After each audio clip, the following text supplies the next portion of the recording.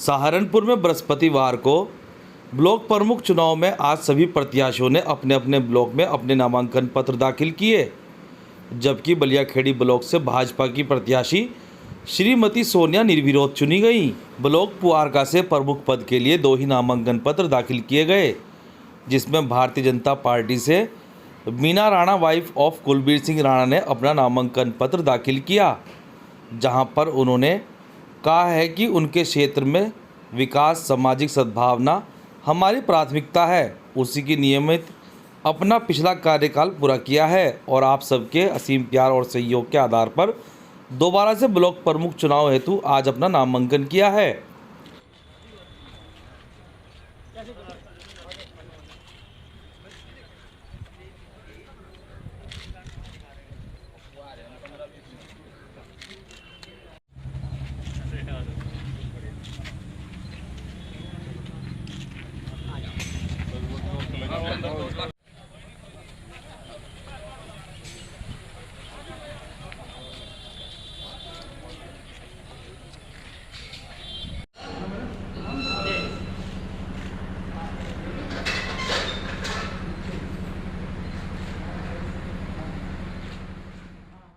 Block पुआरका से ही Bahujan Samaj party के प्रत्याशी मेहरबान मुखिया ने भी अपने दल बल के साथ ब्लॉक पुआरका पहुंचकर अपना नामांकन पत्र दाखिल किया, जहां पर उन्होंने कहा है कि ईश्वर ने कामयाबी दी तो वह ब्लॉक के छोटे बड़े सभी विकास कार्यों को कराने का काम करेंगे।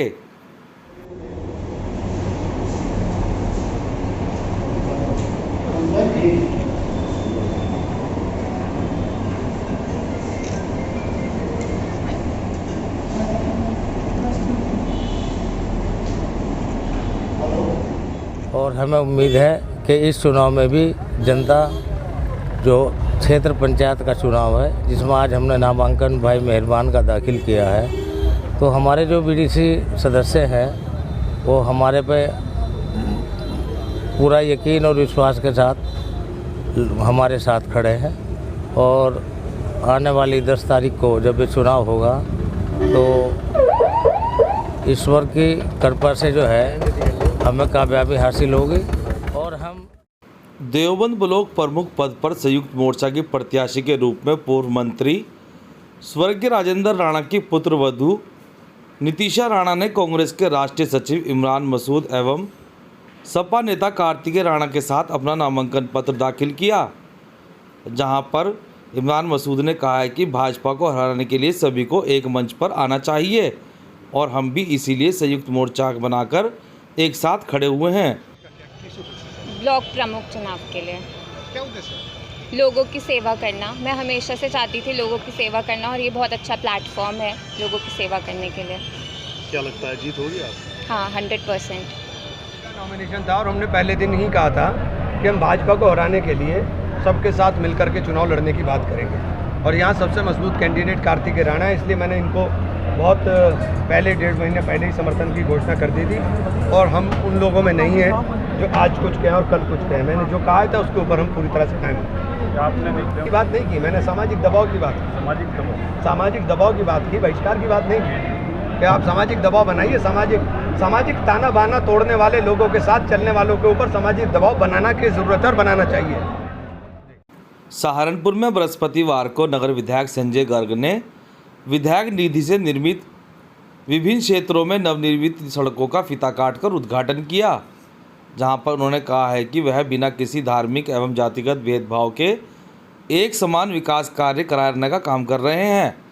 उन्होंने कहा है कि पूर्व मुख्यमंत्री अखिलेश यादव की सरकार के दौरान उनके द्वारा प्रदेश के अंदर रिकॉर्ड तोड़ विकास कार्य कराए गए हैं।